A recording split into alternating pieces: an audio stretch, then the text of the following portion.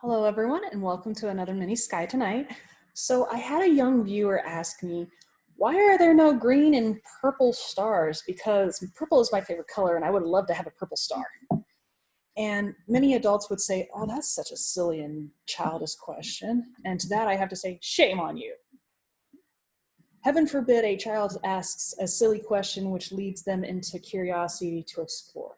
Sometimes silly questions, even in science, lead to great discoveries. So don't discourage kids from asking silly questions sometimes. Entertain them, but don't hinder them and say to stop asking those kind of questions.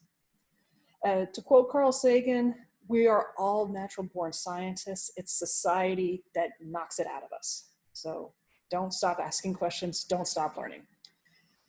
But nonetheless, this young viewer asked a pretty deep question, and it requires a lot of explanation. So let's dive into why stars have colors and why we don't see specifically green and purple stars. So star colors come from the top layer, which is known as the chromosphere, or quote unquote color sphere. It's the layer that we actually physically see of the star. Now inside the star, our sun and other stars in their core are producing light, heat, and energy through nuclear fusion. And that light eventually comes out over a long period of time, and we see it at the chromosphere level. So stars come in different colors, and those colors are represented in their temperature. The more red in color you are, the cooler in temperature you are compared to the sun. The more blue in color you are, the hotter in temperature you are compared to the sun. So think of it in terms of an electric stove, not a gas stove with the blue flames, but the one with the metal coils. When you turn the electric stove on to low, it kind of looks like a deep red in color. Whereas if you turn it on to high, it looks like a bright yellow. That's because more energy is being shot into the electric coils, and therefore it's producing more light, heat, and energy, and hence it's brighter color. So let's look at some of these different stars and their different colors. So this is what is known as the Hertzsprung-Russell diagram. It is a wonderful diagram that categorizes both star radius, star brightness, star temperatures, spectral classes of temperatures, and much more. So basically anything you ever wanted to know about a star could be smacked onto this beautiful diagram. And you notice that many stars come in different colors. The cooler in temperature you are onto the far right, they start to look kind of like a deep in red. And over to the far left, it looks like a bright blue. But notice that there are no green and purple stars. In fact, where you kind of would see a green spike in the middle there, it kind of looks white in color. Now, many people wonder, well, what's this term Kelvin? Well, in astronomy, we use the term Kelvin because temperatures when it comes to stars get really, really, really, really high, like in the millions and millions and millions of degrees. So like how we use in terms of distances, rather than saying millions and millions and millions of miles, we just say, oh, it's just a light year, kind of thing. So instead of having just these long zeros at the end of it, we just use a bigger yardstick. Same thing with temperature. Rather than having million degrees Fahrenheit, we just say, oh, it's this few thousand Kelvin.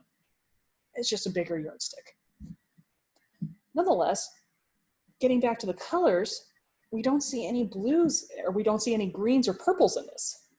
So let's kind of put some of these stars in a line to kind of see what we're seeing rather than having all that jumbled mess. On the far end, you kind of see your deep reds and your oranges, and on the far left, you see your bright blues. But notice right in the center there, where you technically would see a green in the beautiful colored rainbow, you kind of see white. Well, it has to deal with something that many astronomers like to call thermodynamics. We have to deal with how the star radiates, which is the field of thermodynamics, or temperature dynamics, as I like to call it. How do things react when they're subjected to different temperatures? Now, temperature, or what we like to call heat, is a form of energy. Now, when energy enters a body of some kind, it causes the molecules and the atoms to jiggle.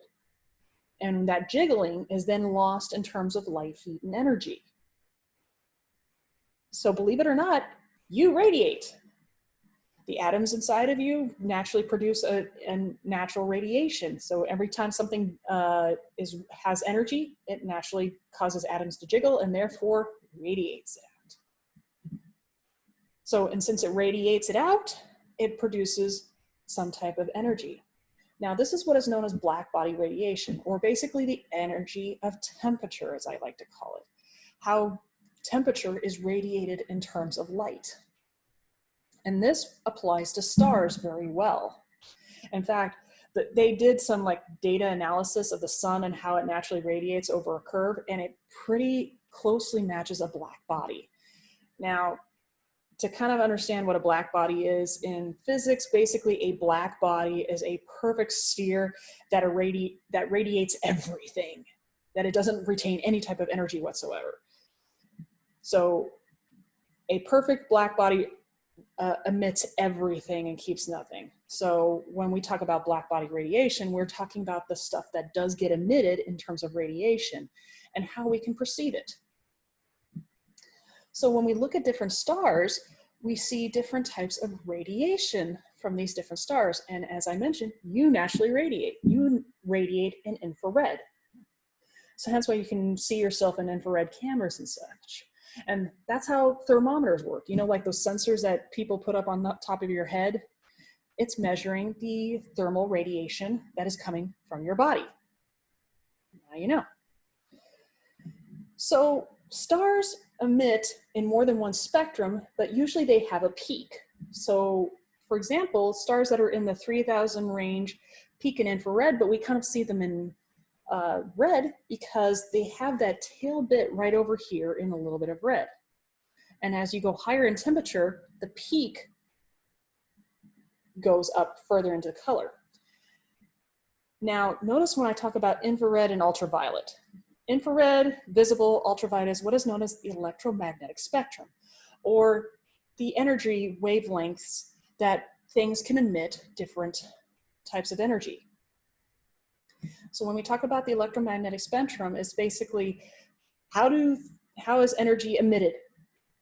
And if you were to take the electromagnetic spectrum and stretch it across the United States, the visible range is as thin as a hair. And sadly, humans only see in the visible, which tells us human eyes suck. In fact, some animals can see in infrared and some animals can even see closer into the ultraviolet. So our human eyes suck. And it makes it very difficult to perceive different things in terms of the huge electromagnetic spectrum that some objects emit in different wavelengths. So when we try to perceive color, we're trying to see in this tiny little sliver of the whole spectrum. So that's why it makes it kind of difficult. But nonetheless, when you start getting hotter in temperature, the wavelength for the peak shifts. And so hence why, like, for example, 5,000 degrees Kelvin, which is kind of close to the edge, we start getting into the orange colored stars. But once you start getting into the green, something unique happens. Yeah, it peaks in green, but notice it's a tiny little sliver of that green that's peaking there. And yet you have all these other colors that are just equally as dominant. And what happens is that these colors start to blend. And so to us, it may look, for example, white, because all the colors of the rainbow, when they're mixed together, they produce a white light. In fact, our sun is technically white in color. Now, I know many of you may be thinking, oh, the sun is yellow. It's always been yellow. I've drawn it yellow since I was a kid. Technically, it's white. Now, don't let the images from NASA deceive you. They have to use special filters in order to see some of the details of the sun, as well as to protect the instruments on their spacecraft in order to be able to take images of the sun. So hence why it kind of looks like a deep orange or some random strange color. That's what is known as false coloring. It's technically white in color. So hence why it's kind of difficult for even us to perceive our sun as white. So how is it we're only able to perceive different colors? Well, we have to look at how our eye perceives color. And that's where we start getting into chromomicity. I know, a big funky word, but basically it's the study of how we perceive color. And it has to deal with the hue and the saturation of all the different colors mixed together. So the outer curve represents the colors that the human eye can see, give or take. Everybody's vision is different and there's anything perfect. Now, the triangle that you see in the center there, that's the limits of most LCD displays. So not only are we limited with our eyes, we're limited with the things that we can perceive different things. And since we can't specifically go out into space and perceive some of these different stars firsthand, we have to depend upon devices such as our computers, our televisions, our cell phones, and things like that. And even they are limited. Needless to say, we're getting the shaft. And it's kind of sad. But notice that black line that is in the curve in the center there. That is known as the Blackbody radiation curve for a chromomicity graph. So that is the curve to where most of your stars lie. Now, notice near the center there, a lot of the colors like the green and the reds and the blues all kind of mix together to form white. So that's what we're seeing when we were looking back here at the Blackbody radiation in that peak of the green. It's just a tiny little sliver, but since there's so much of the other colors mixing together, we perceive it as white. That's because there's just so much saturation from all the different other colors that we're starting to see only white. So hence why we can't really see green stars. They kind of start to look like they're white in color. So that's why we can't really see green stars per se. So what about purple stars? Especially for that young viewer who her favorite color is a little purple, sadly, we will never ever get purple, ever, no matter how hard we try. And here's why. Notice where the Blackbody radiation curve ends. So you could have a star with infinite amount of temperature, as hot as it possibly can, and it will still only peak in blue. Because as you can notice, the purple is all the way down here, and even if this curve was just to extend even further, it would still be in blue. So sadly, we will never have a purple star, no matter how hard we try. So that is a simple explanation as to why we don't see green and purple stars. And it has to deal with just thermodynamics and how we perceive color. Nonetheless, if you have another topic you would like to have cover over, leave it in the comments below. If you have any questions that you would like to cover like this one young viewer had, I would love to be able to answer them. And also, just to toss out as an idea for you guys, my boss suggested that I possibly could do a live Sky Tonight presentation to where you folks could join in and ask questions on a live chat session. And I would be up for it if people would be interested. And if you are, just let me know and I would be happy to run a session for you guys. And until next time, stay safe, stay healthy, and as always, never stop learning.